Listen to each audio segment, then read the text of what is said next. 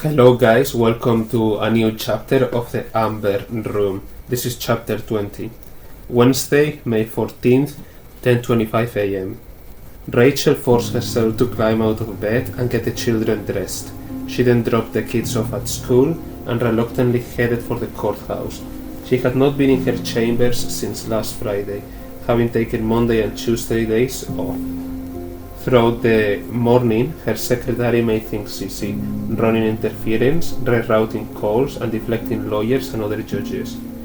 Originally, the week had been scheduled for civil jury trials, but they were all hastily postponed.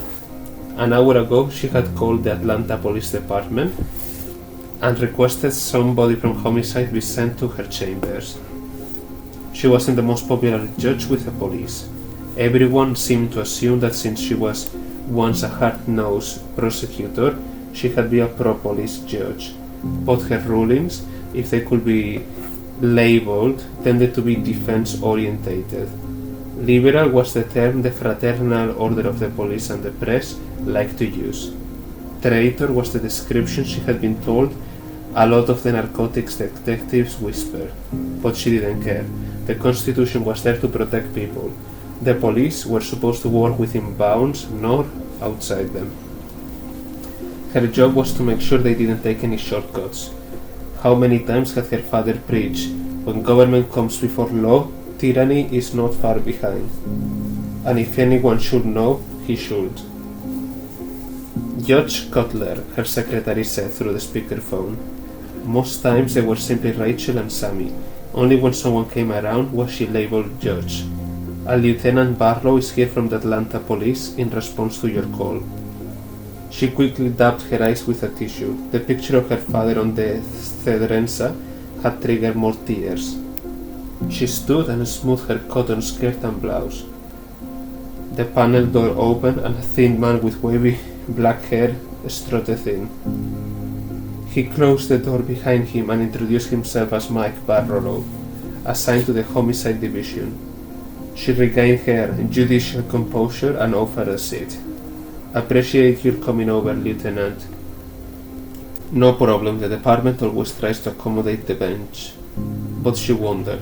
The tone was irritatingly cordial, bordering on condescending.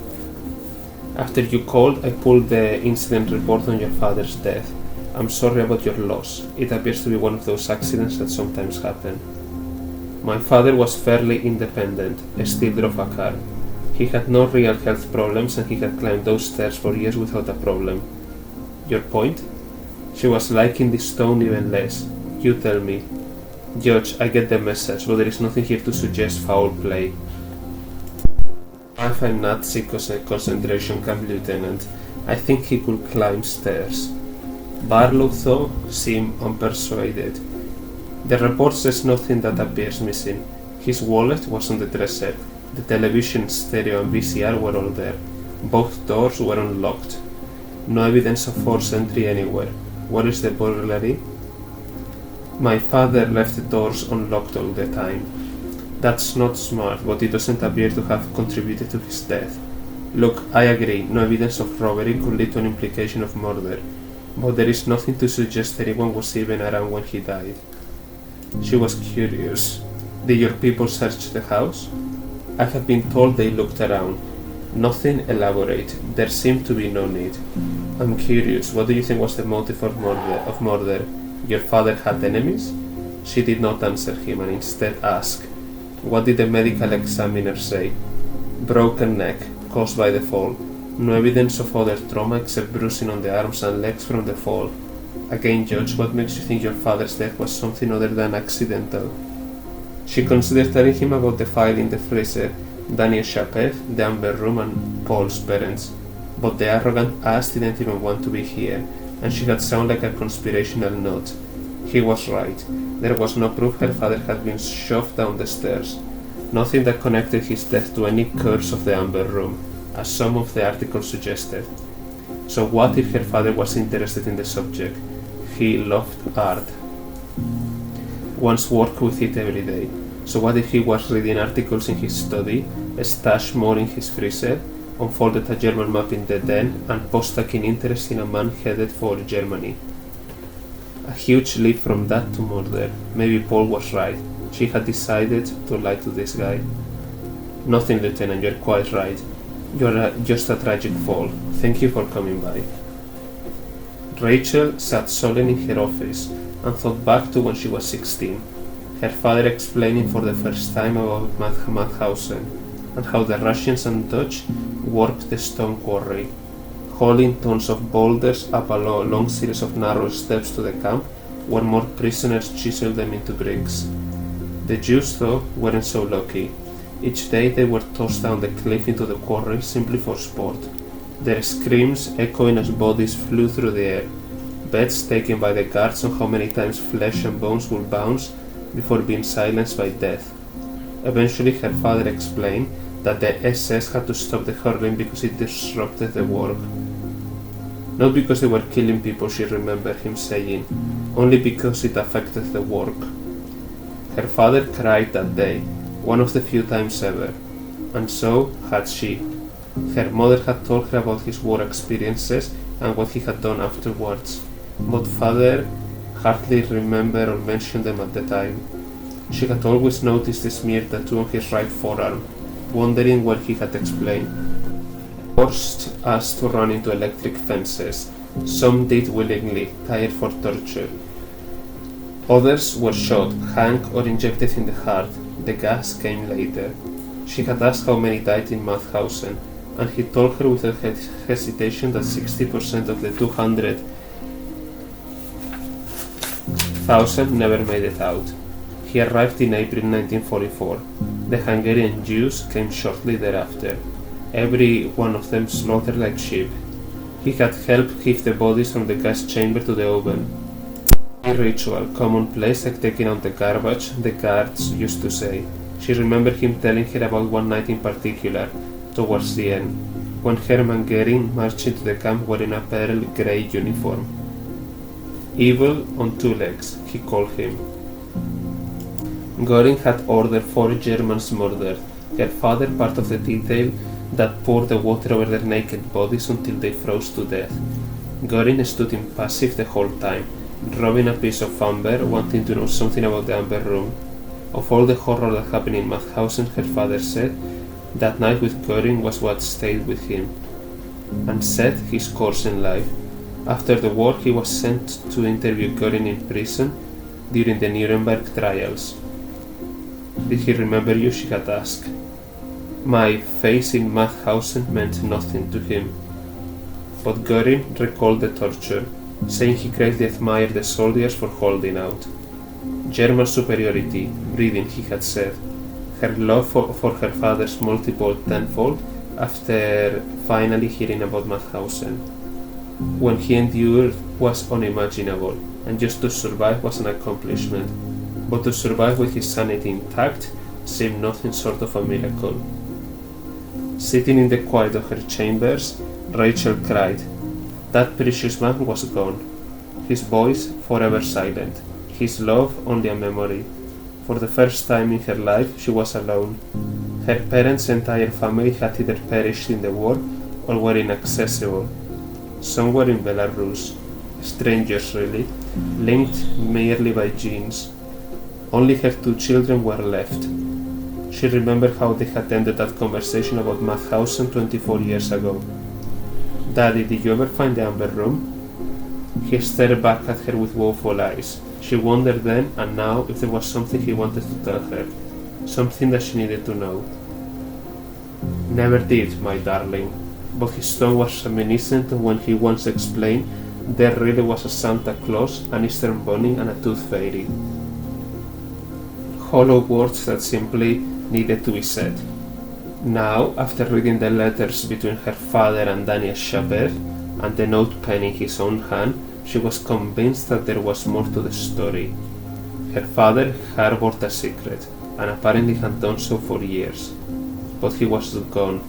Only one lead left, Daniel Chabert, and she knew what had to be done. Rachel stepped off the elevator on the 23rd floor and marched towards the panel doors, labeled Princeton and Woodworth. The law firm consumed the entire 23rd and 24th floors of the downtown high-rise. Its probate division on the 23rd. Paul started with the firm right out of law school. She had worked first with the DA's office, then with another Atlanta firm. They met 11 months later and married 2 years after that. Their courtship, typical of Paul, never in a hurry to do anything. So careful and deliberate, afraid to take a chance, play the odds or risk failure.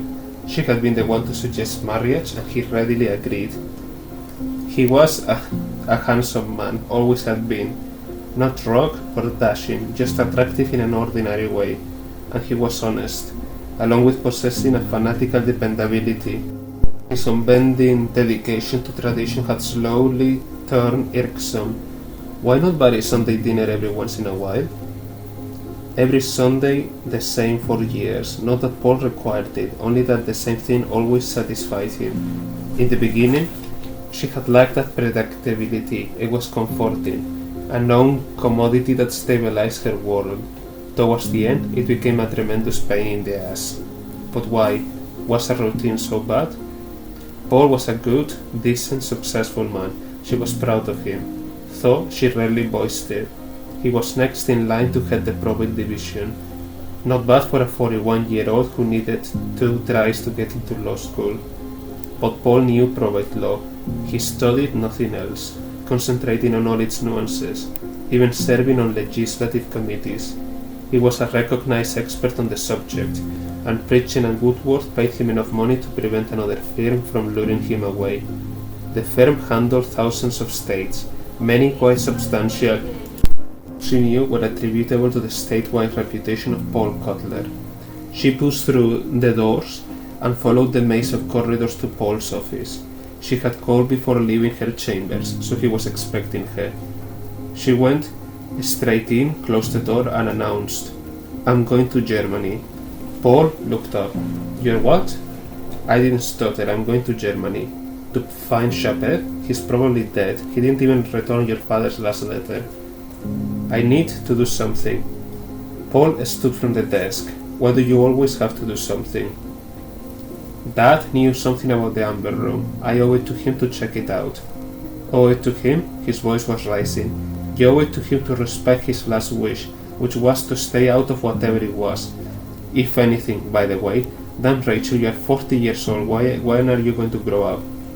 She stayed surprisingly calm, considering how she felt about his lectures. "I don't want to fight, Paul. I need you to look after the children. Will you do that?" Typical Rachel, fly off the handle, do the first thing that comes to mind. No thought, just do it. "Will you watch the kids?" If I said no, would you stay? I had called your brother. Paul sat back down. His expression signaled surrender. "You can stay at the house," she said. "It will be easier on the kids. They are still pretty upset over that." They had been even more upset if they knew what their mother was doing. And have you forgotten about the election? It's less than 8 weeks away, and you have 2 opponents working their asses off to beat you. Now, with Marcus Nettles' money. Screw the election. Nettles can have the damn judgeship. This is more important. What's more important? We don't even know what this is. What about your docket? How can you just up and leave? She notched 2 points for a nice try, but I wasn't going to discourage her. The chief judge understood. I told him I needed some time to grieve. I haven't taken a vacation in 2 years. I have the leave accrued. Paul shook his head. You're going on a wild goose chase to Bavaria for an old man who had to probably be dead and looking for something that's probably lost forever. You're not the first one to search the Amber Room. People have devoted their whole lives to looking and found nothing. She wasn't going to budge. Dad knew something important, I can feel it. This Chapet may know also. You are dreaming. And you are pathetic. She instantly regretted the words and tone. There was no need to hurt him. I am going to ignore that because I know that you're upset, he said. I am leaving tomorrow evening on a flight to Munich. I need a copy of Dad's letters and the articles from his files. I will drop them off on the way home. His voice was final with total resignation. I will go from Germany and let you know where I am staying. She headed for the door. Pick up the kids at daycare tomorrow. Rachel. She stopped but did not turn back. Be careful. She opened the door and left.